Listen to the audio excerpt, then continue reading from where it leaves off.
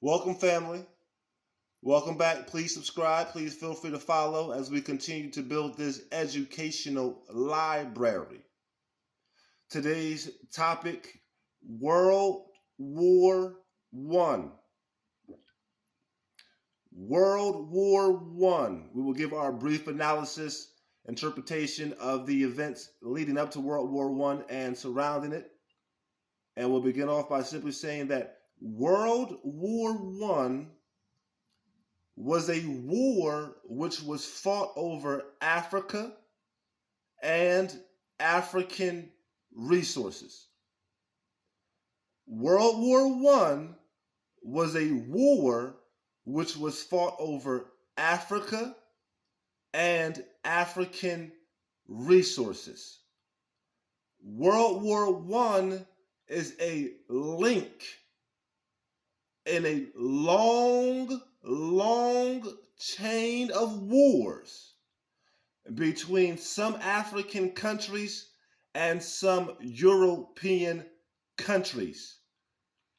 These wars date back as early as 300 BC, 2,000 plus years ago, where the Greeks, led by the so-called Alexander the Great,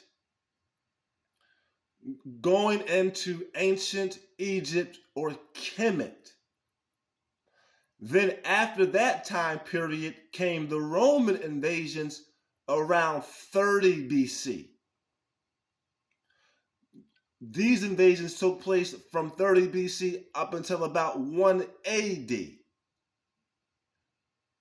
And then for about 500 years after that, 450 years after that, you see the Roman Empire ruling. And then around that 500 AD time period, the era that we currently live in, you see the Roman Empire falling. You see the European countries go into their dark ages. They go into the dark ages between that 500 till about 1400 year time period. When they come out of their dark ages in that 1400 year time period, they immediately go back to war with the African nations. The wars are now resurrected again. And the first act of war after the resurrections of wars was the so-called mid-Atlantic slave trade. The so-called mid-Atlantic slave trade, or the so-called slave trade, was an act of war between European countries and African countries. It removed great portions of human wealth and wealth, physical resources from the continent to the banks, peoples, and to the citizenry of Europeans.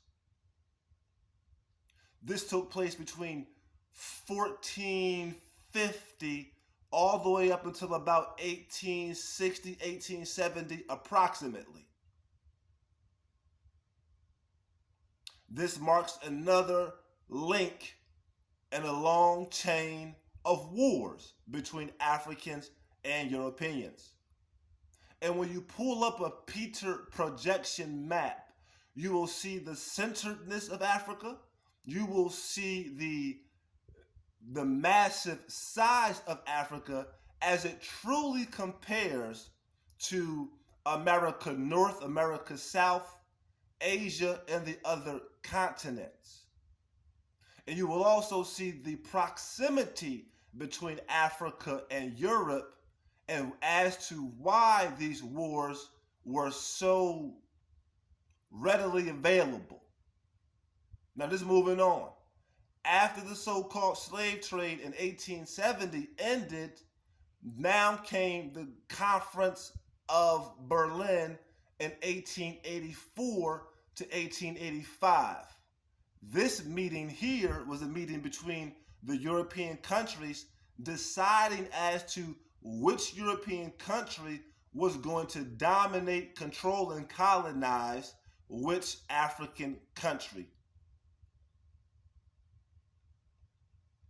So they got together, France, Portugal, Spain, Belgium, England, France, Germany, all came together and said, we're going to dissect Africa. You'll get this portion, you'll get that portion, you'll get that portion, and we'll proceed from there.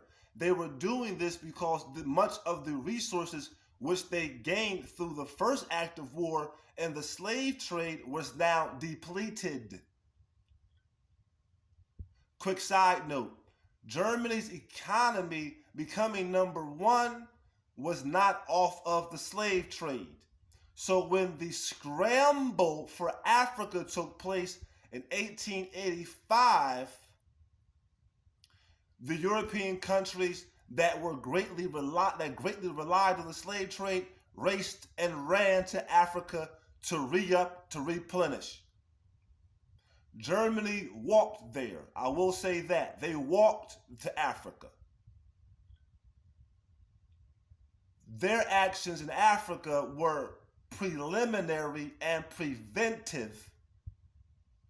They did not want to have another war on their soil facing the French forces being funded by the British bankers. They were colonized once, then they unified, and they vowed to not be colonized again.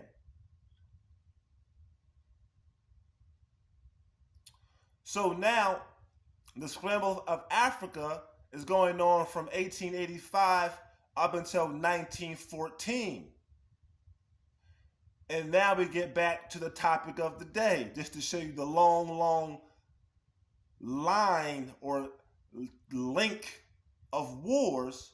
Now we finally get to 1914 when the scramble for Africa has ended, but World War I is beginning.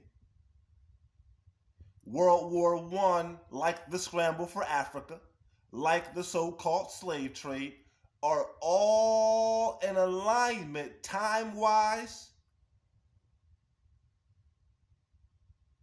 all in alignment because they are all in a link of wars between the two. And that is Africa, that is Europe, and that is the link of wars.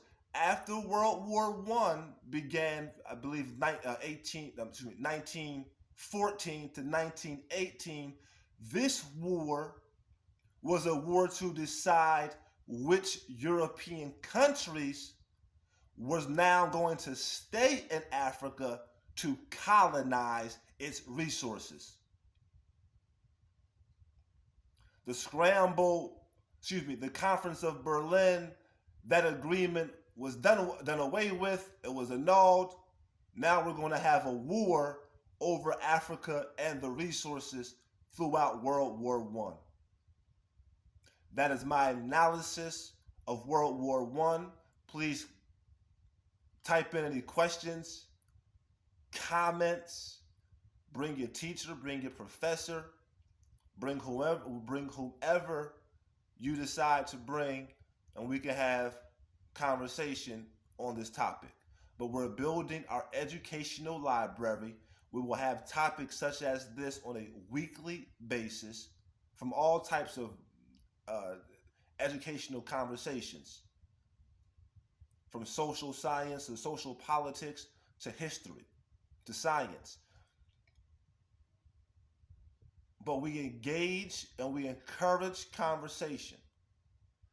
But we want to make our points very, very clear. World War I was a link and a long chain of wars between Africans and Europeans, which dated back 2,000 plus years ago.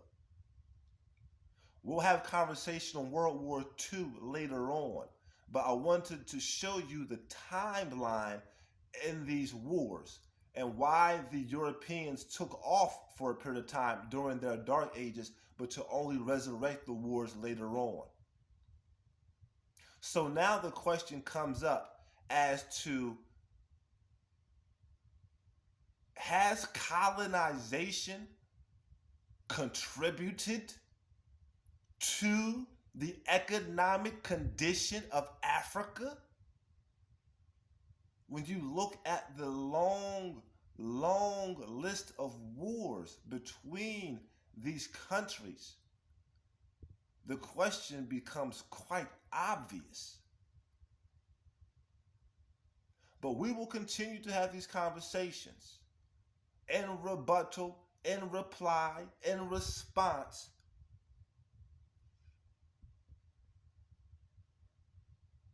to the so-called common day teaching on the topic. Please take care. Please subscribe. Please be well.